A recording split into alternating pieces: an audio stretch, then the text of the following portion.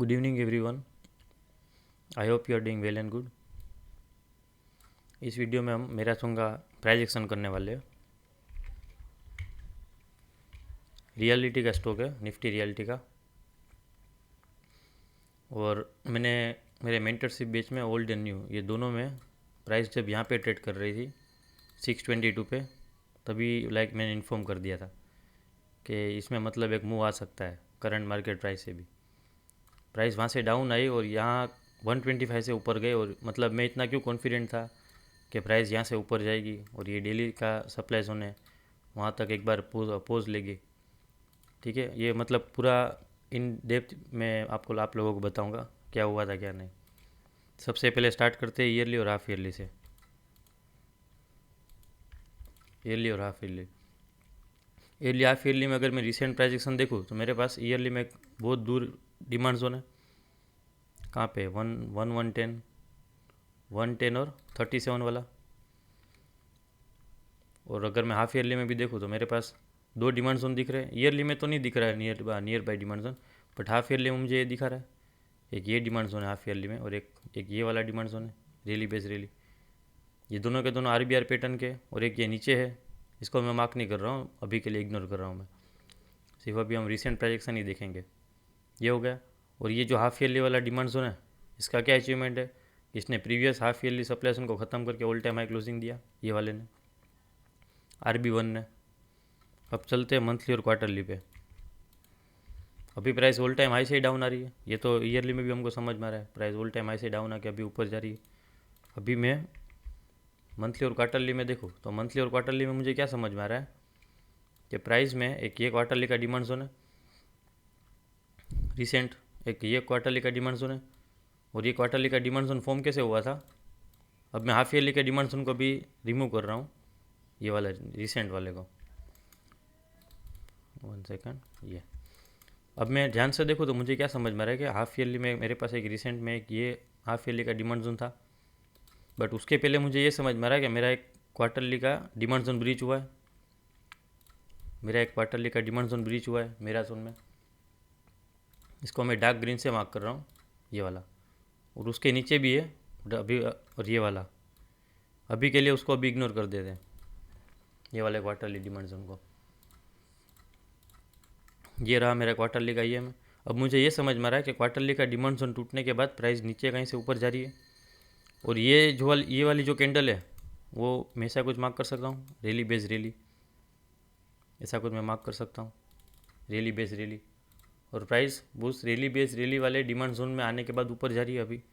ये देखो, पहले ऑल टाइम हाई दे दिया 735, उसके बाद ये रेड कैंडल बनती है ऑल टाइम हाई से सेलिंग आने के बाद। फिर प्राइस क्वार्टरली के डिमांड जोन में आने के बाद 518 का लो लगाने के बाद प्राइस अभी ऊपर जा रही है 690 समथिंग, अभी करंट मार्केट प्राइस वहाँ पे ट्रेड कर रही है। और सेम थिंग मैं मंथली में देखूँ तो मंथली में मुझे क्या समझ में आ रहा है कि प्राइस ने एक मंथली का डिमांड जोन ब्रीच किया था। प्राइस ने एक मंथली का डिमांड जोन ब्रीच किया था, राइट। प्राइस ने एक मंथली का डिमांड जोन ब्रीच किया था। अभी मैं क्वार्टरली का मार्किंग निकाल रहा हूँ, अभी मैं क्वार्टरली का डिमांड जोन का मार्क निकाल रहा हूँ। अब मैं जो ना मंथली में आपको कुछ समझाता हूँ।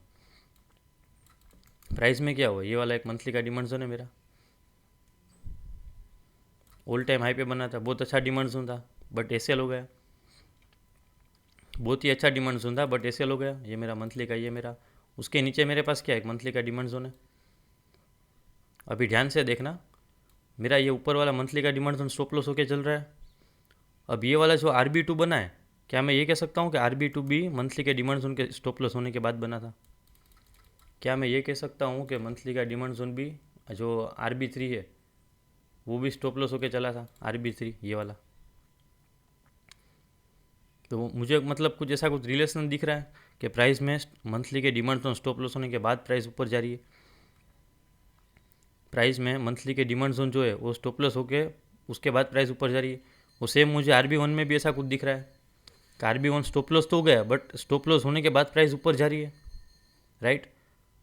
मंथली में मुझे इतना कुछ समझ में आ गया कि हाँ, ये मतलब प्राइस एक्शन, मतलब इसका एक, ये प्राइस मेरा तो उनका खुद का एक बिहेवियर है ये कि प्राइस उसमें मंथली के डिमांड स्टॉप लॉस होने के बाद नीचे से कहीं से चल रही है। अभी मुझे पता नहीं है स्टॉप स्मॉल टाइम फ्रेम में क्या हो रहा है, बट मुझे मंथली में इतना समझ में आ गया कि मंथली के डिमांड ब्रीच होने के बाद वहाँ से ऊपर जाता है और न्यू मंथली के डिमांड जोन बना रहा है। और अगर मैं इसको भी ध्यान से देखूँ तो ये भी मेरे पास कुछ ऐसा कुछ मंथली का डिमांड जोन बन रहा है, बना नहीं है बट ऐसा कुछ बन रहा है। तो मैं ये पास्ट हिस्ट्री देख के मैं ऐसा फ्यूचर प्रिडिक्ट कर सकता हूँ कि हाँ यहाँ पे भी मंथली का डिमांड जोन बनेगा। ये सिर्फ एक प्रिडिक्शन है। कैंडल स्टिक चार्ट का मतलब क्या हुआ कि जो पास्ट डेटा हिस्ट्री जो आपका बता रहा है, आप उसको देख के फ्यूचर में क्या होने वाला है ये आप मतलब ये आप प्रिडिक्शन लगाओ कि पास्ट में ऐसा हुआ था कि मंथली का डिमांड जोन ब्रीच होने के बाद न्यू मंथली का डिमांड जोन बनता है बहुत अच्छी लेगआउट वाला, और सेम अभी भी मतलब ऐसा हो रहा है। तो क्या मैं ये एक्सपेक्टेशन नहीं लगा सकता हूँ कि भाई ये मतलब यूनिक बिहेवियर हो गया मैराथन का? ऐसा मैंने मतलब पहले के वीडियोस में भी बताया कि हर एक स्टॉक का एक खुद का एक लाइक प्राइस एक्शन का बिहेवियर होगा। कुछ स्टॉक मंथली के डिमांड जोन को ब्रीच करने के बाद चलते हैं, तो कुछ स्टॉक मंथली के डिमांड जोन के अंदर आने के पहले ही ऊपर चले जाते हैं। ये मतलब खुद का अलग अलग स्टॉक का अलग अलग बिहेवियर होगा। ये हो गया मंथली का।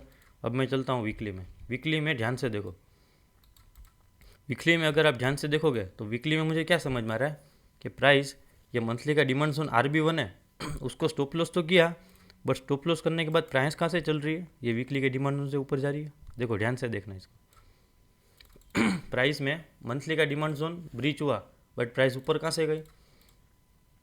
वीकली के डिमांड जोन से ऊपर गई मंथली का डिमांड जोन स्टॉप लॉस करने के बाद।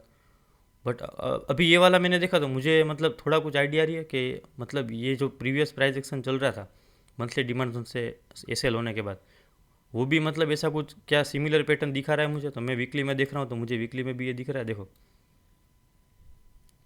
अब इसको कोरिलेट करने का ट्राई करो कि जो मैं पहले बोल रहा था कि हर एक स्टॉक का यूनिक बिहेवियर होता है, तो क्या मैं मैराथन में ऐसे नहीं बोल सकता हूँ कि प्राइस मंथली के डिमांड जोन को ब्रीच करने के बाद वीकली के डिमांड जोन से ऊपर जाते हैं?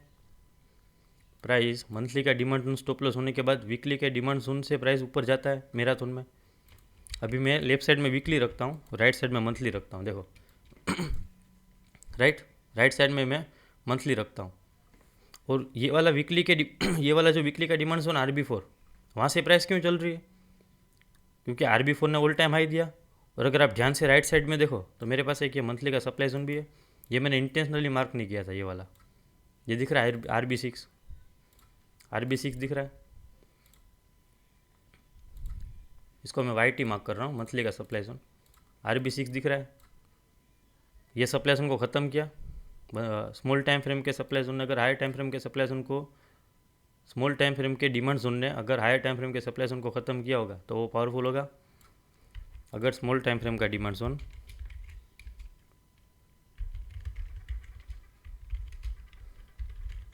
Above high time frame supply zone तो वो पावरफुल होगा।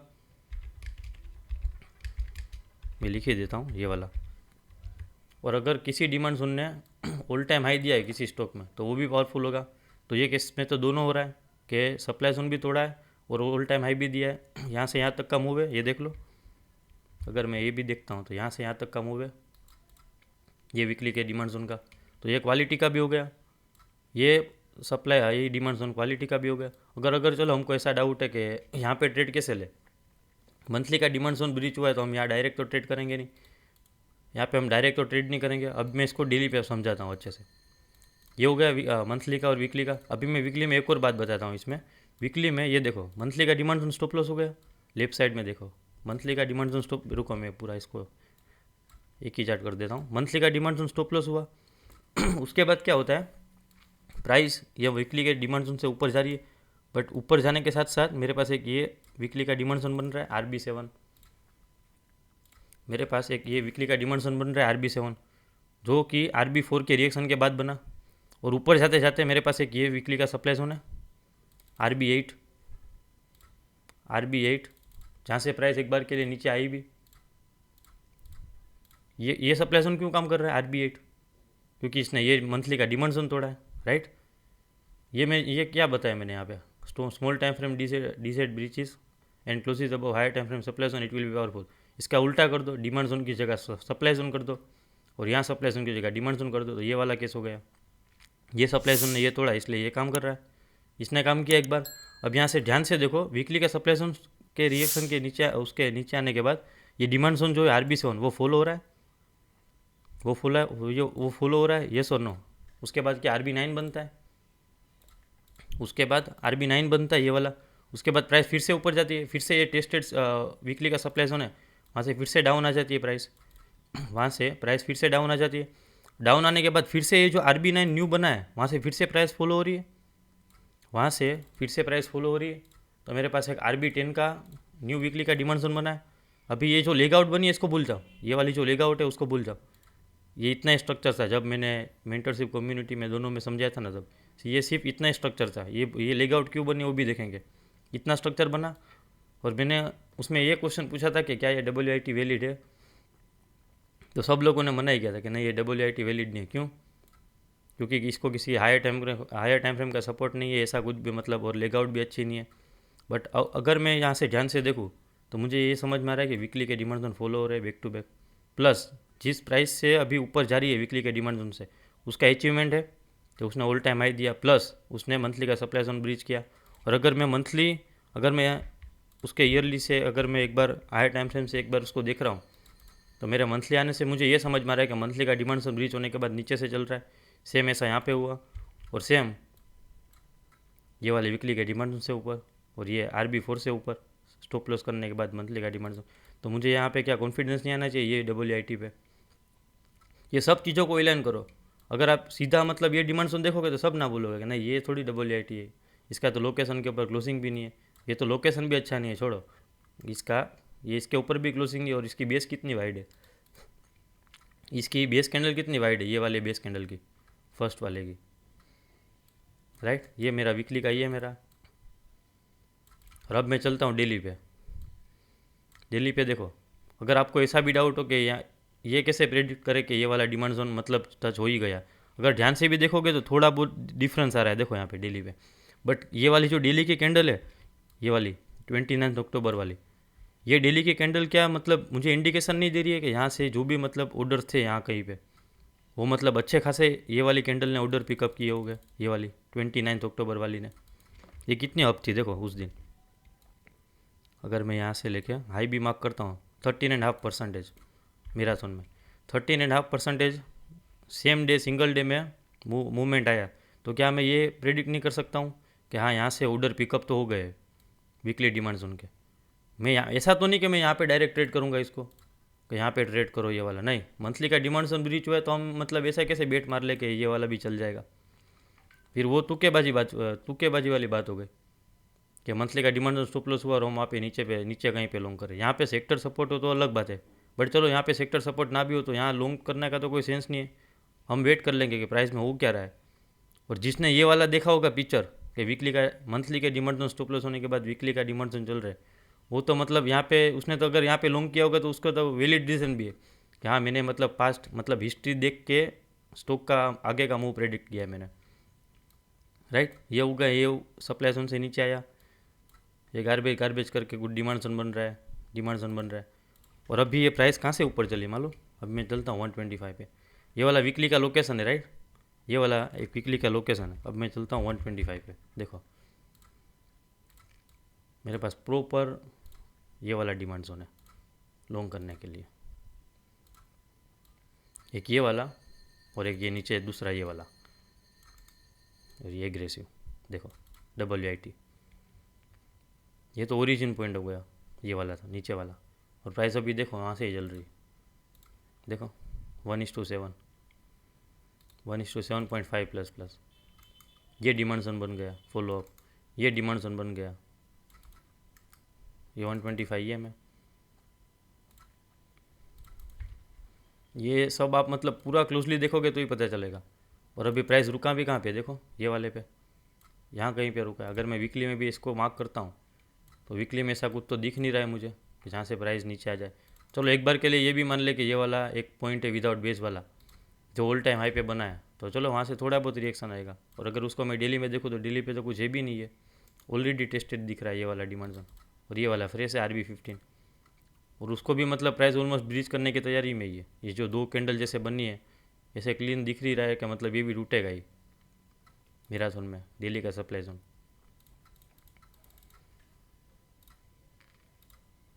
इसको मैं रेड मार्क कर लेता हूँ, यस। अभी अगर हम नेक्स्ट प्लान ऑफ एक्शन क्या कर सकते हैं इसमें, एक WIT बना मेरा यहाँ पे, ये तो टेस्टेड हो गया। तो अभी ये जो न्यू फॉलोअप डिमांड जोन बना उसको हम देख सकते हैं एक बार के लिए ट्रेडिंग के पर्पज़ से। न्यू जो फॉलोअप डिमांड जोन बना है, काइंड ऑफ एक कन्फर्मेशन एंट्री भी ले सकते हैं ये वाले डिमांड जोन से। ये एग्रेसिव हो गया, इसको देख लेंगे सेक्टर के साथ क्या होता है क्या नहीं, वरना ये वाला तो यही proper drop base base rally. ये देखो कैसा पूरा रिवर्सल पैटर्न है, यहाँ से प्राइस को यहाँ तक ले जाना, प्राइस को यहाँ से डाउन ला के यहाँ तक ले जाना। तो मेरे पास एक ऐसा कुछ मैं ट्रेड कर सकता हूँ, देख लूँगा सेक्टर क्या करे या क्या नहीं। ये वाला तो एग्रेसिव हो गया ऊपर वाला, ये वाला ऐसा कुछ, ये ऐसा कुछ, ये वाला एग्रेसिव। ठीक है, तो ये याद रखना कि हर एक स्टॉक का एक यूनिक बिहेवियर होगा। हर कोई भी स्टॉक ले लो, एक PVR है उसमें भी मतलब मंथली का डिमांड, उसमें कैसा है मंथली का डिमांड जोन ब्रीच हो गया, उसका भी कभी टॉप डाउन अप्रोच का वीडियो बनाऊंगा। उसमें मतलब मंथली का डिमांड जोन ब्रीच होके दूसरा मंथली का डिमांड जोन ब्रीच मतलब वहाँ से चल जाता है। ये मंथली का डिमांड जोन है, सपोज करो ये PVR का स्टॉक है, तो यहाँ पे कहीं पे डिमांड जोन होता है, दूसरा मंथली का डिमांड जोन, ये वाला ब्रीच हो जाता है, उसके नीचे वाले से ऊपर चली जाती, फिर ये वाला न्यू बनता है, ये वाला डिमांड जोन। तो यहाँ पे प्राइस नहीं आएगी, प्राइस दूसरे डिमांड जोन के उसके नीचे जस्ट एक डिमांड जोन होगा ना मंथली का, वहाँ पे प्राइस नीचे आके वहाँ से ऊपर जाती है। PVR का ऐसा बिहेवियर है। ये अगर आप मतलब पूरा क्लोजली मॉनिटर करोगे ना स्टॉक को तो ही पता चलेगा। ये मतलब ऐसा नहीं कि आपने सीधा TDA कर लिया कि हाँ ये वीकली का लोकेशन तो वैलिड नहीं है, लेग आउट अच्छी नहीं है, बट आप पूरा ईयरली से देखोगे ना इसको कि हाँ इसमें क्या हुआ क्या नहीं, उसके बाद ही आप लोगों को पता चलेगा कि हाँ यहाँ पे मतलब कॉन्फिडेंस तो भी आएगा आपको कि हाँ यहाँ पे लॉन्ग करना चाहिए। ठीक है, चलो thank you for watching and see you in the next video, take care.